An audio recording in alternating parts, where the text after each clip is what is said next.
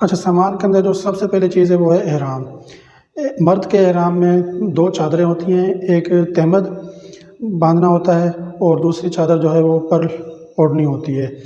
تو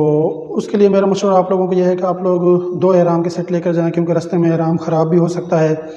اور اگر آپ لوگوں نے وہاں جا کر عمرے زیادہ کرنے ہیں اور آپ لوگوں نے بدن پر خوشبو لگائی ہے تو ظاہر سی بات ہے کہ وہ خوشبو احرام پر بھی لگے گی، تو اس کے بعد آپ لوگوں کو وہ احرام دھونا ہوگا۔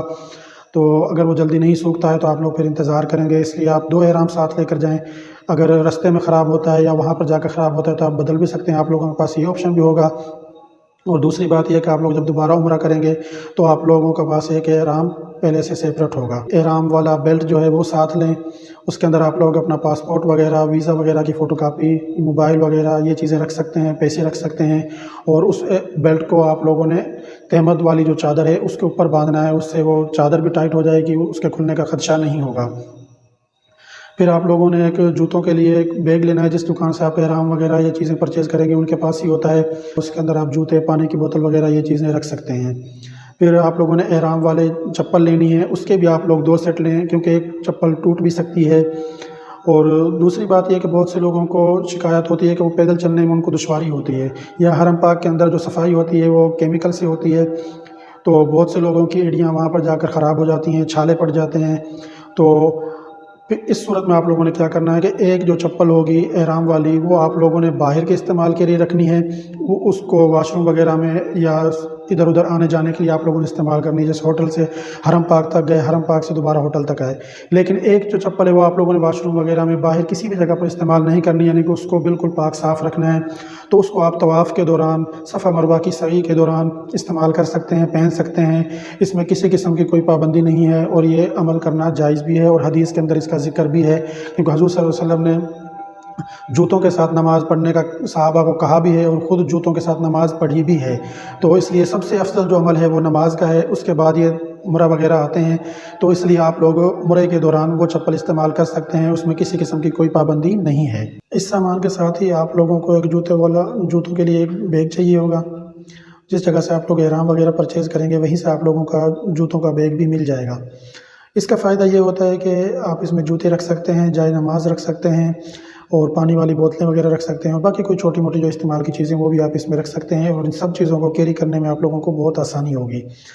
اس کے ساتھ اگر آپ لوگوں کے ساتھ چھوٹے بچے بھی ہیں تو ایک بینڈ ملتا ہے، وہ اس کا ایک سرا آپ کے ہاتھ میں باندھا جائے گا اور دوسرا سرا جو ہے وہ بچے کے ہاتھ میں۔ تو جس وقت نماز وغیرہ پڑھتے ہیں، طواف کرتے ہیں، رش بہت زیادہ ہوتا ہے، بچے ادھر ادھر نکل جاتے ہیں، تو رش کی وجہ سے پھر ان کو تلاش کرنے میں کافی دشواری ہوتی ہے، تو بچوں کی گمشدگی کی پریشانی سے آپ لوگ بچ جائیں گے۔ اس کے علاوہ مرد حضرات اپنی ٹوپی وغیرہ یہیں سے ساتھ لے کر جائیں، اور عورتوں کی ایک پردے والی ٹوپی ہے، اور لیڈیز جو ہیں وہ اپنی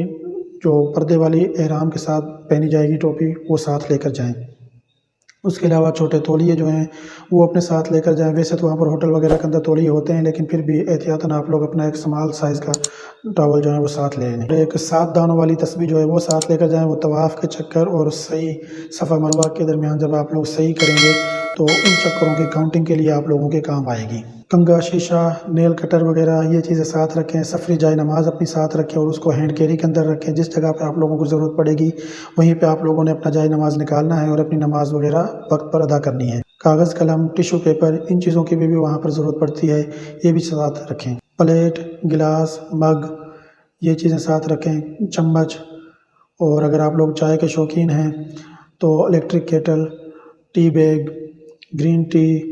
خشک دودھ یہ چیزیں اپنے ساتھ رکھیں، آپ لوگ ہوٹل میں اپنی چائے بنا سکتے ہیں۔ اور چھتری بھی آپ لوگ لے کر جا سکتے ہیں، اگر آپ لوگوں کی واکنگ ڈسٹینس پہ ہوٹل ہوئی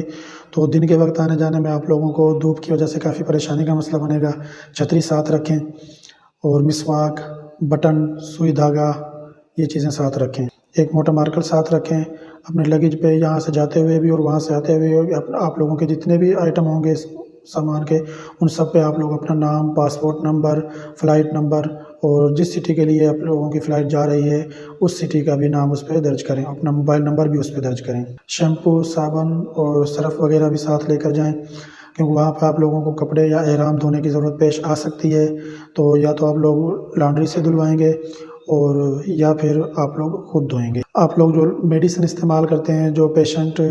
ہیں وہ اپنی میڈیسن اور ڈاکٹر کی جو رسید ہوتی ہے وہ ساتھ لے کر جائیں، کیونکہ سعودی حکومت کی طرف سے میڈیسن الاؤ نہیں ہیں، صرف ان میڈیسنز کو وہ الاؤ کرتے ہیں جو ڈاکٹری ہدایات کے مطابق ہوتی ہیں۔ تو عمرہ اور حج والے ارکان پر وہ اتنی زیادہ سختی نہیں کرتے ہیں، میڈیسن نکل جانے دیتے ہیں، لیکن بعض دفعہ سختی بہت زیادہ ہوتی ہے اور ہم پاکستانیوں پہ خصوصی طور پہ ہوتی ہے جب وہ سختی وہ کرتے ہیں،